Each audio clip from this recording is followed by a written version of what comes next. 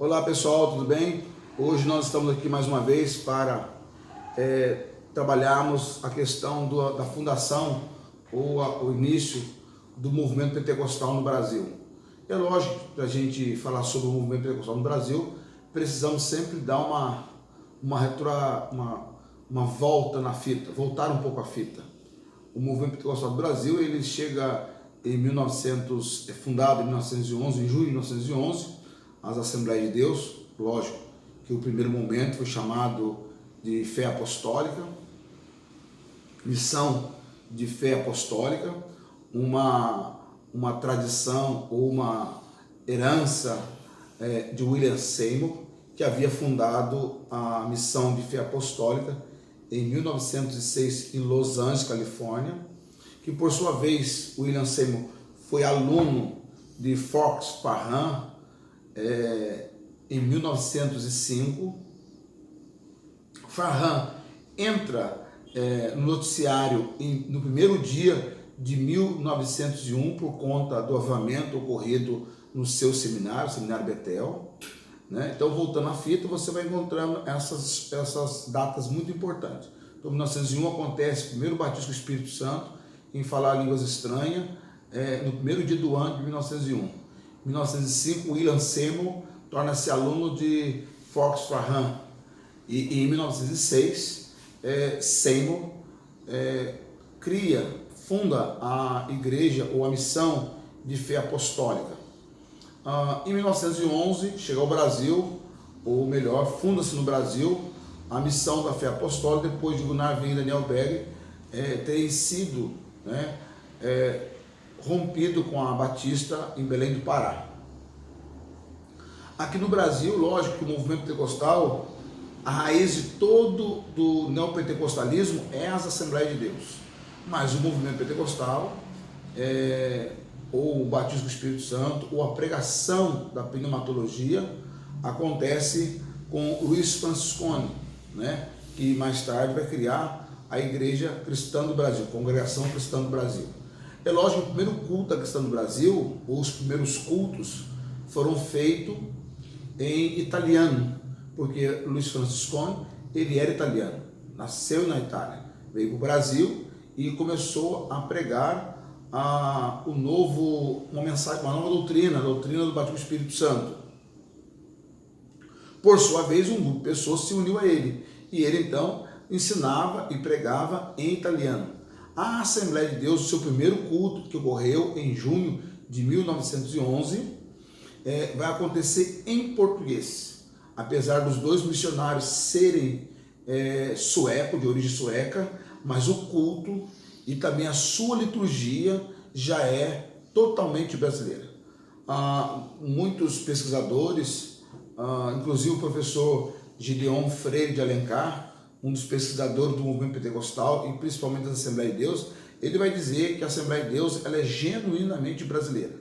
É lógico que outros historiadores vão dizer que a Igreja Pentecostal genuinamente brasileira é a Igreja do Brasil para Cristo, fundada pelo então missionário Manuel de Melo, já nos anos 60. Né? Depois tem a Igreja de Deus e Amor, mas há essa dupla divergência. Diz que é 100% a Brasil para Cristo já nos anos 60, porque o seu fundador é um brasileiro. Mas o professor Gideon Freire de Alencar vai dizer que a Assembleia de Deus fundada por Gunnar Wien é 100% brasileira, por causa da sua liturgia, por causa do primeiro culto foi feito em português. As demais igrejas, congregacional, presbiteriana, batista, metodista, anglicana, os primeiros cultos dessas igrejas foram feitos no idioma de origem, né? Anglicana, metodista, batista, congregacional, foi tudo feito em inglês. E a igreja luterana foi feito, os primeiros cultos eram em alemão. Então, ou seja, os cultos eram falado, era pregado, era realizado no idioma da língua materna, ou do alemão, no caso dos luteranos, e no inglês, o caso das igrejas batista, congregacional, metodista, presbiteriana e assim em diante. E a Igreja Assembleia de Deus não. Apesar dos dois suecos serem os responsáveis pela fundação da Missão Fé Apostólica, mas o primeiro culto já aconteceu em português e a liturgia era própria da Missão de Fé Apostólica.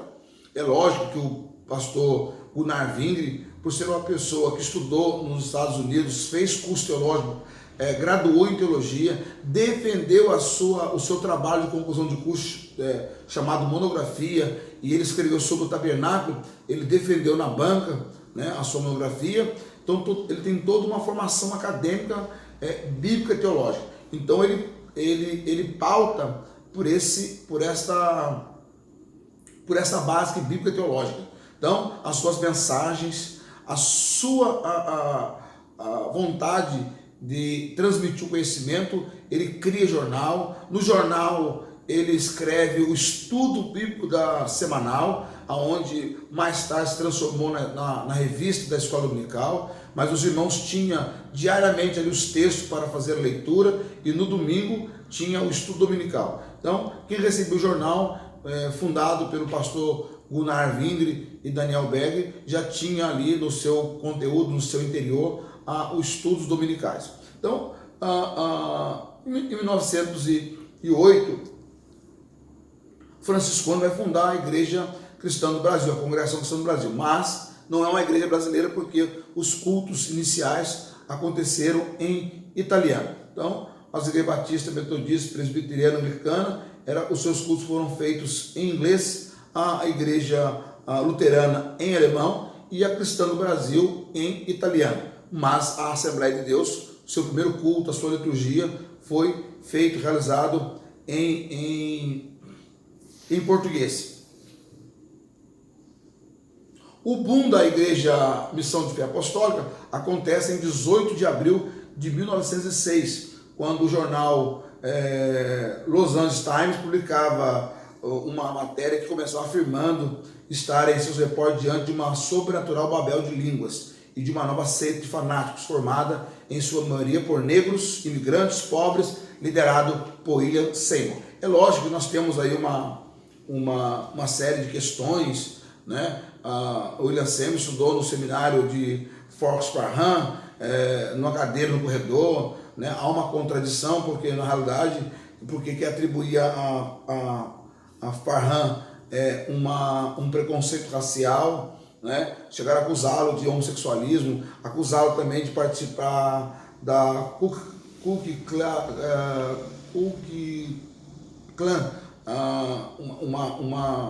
uma instituição, um grupo de pessoas, um movimento de preconceito racial, né? Eu vou lembrar o nome correto para dizer para vocês. Então, o Parham vai sofrer essa série de acusações, vai ser preso, né? Mas era um homem que teve a sua vida dedicada à propagação da fé pentecostal. Então, o que acontece? Ele era metodista, é rejeitado na igreja, e ele sai da metodista e torna-se um missionário pelos Estados Unidos, pregando a doutrina, os seminários, enfim.